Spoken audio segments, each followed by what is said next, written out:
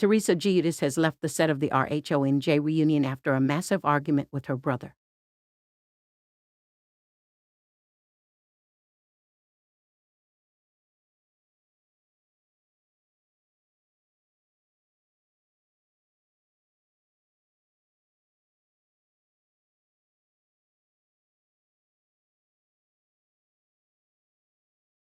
The clip starts with Joe accusing Teresa's daughter Gia, 22, of saying her uncle is too good for Melissa. After hearing the accusation, Teresa called her daughter to hear her side of the story.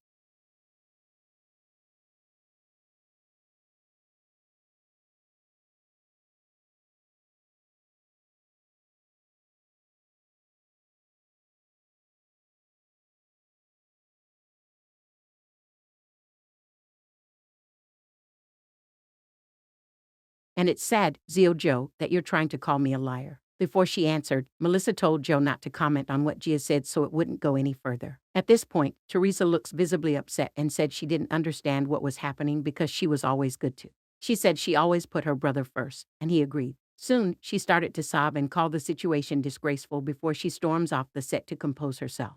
Choosing sides. After watching the season and seeing the preview, Real Housewives fans have chosen sides in the Giudice versus Gorga debate. One said, the Gorgas are beyond disgusting. 100% believe Gia's version. She would actually have to believe Joe would leave her in order to say that, and no one with eyes would ever think Joe will actually leave Melissa. Someone else said, Melissa's smirk as Teresa is choking up crying says everything you need to know. Just hateful. A normal person hearing that their uncle said they said something they didn't would have been surprised by the call. There was none of that. Gia was rehearsed. I don't believe her, added a third. Another commented, I don't know if Gia is lying or telling the truth. What I do know is that this young lady has been brought into this mess since she was a small child.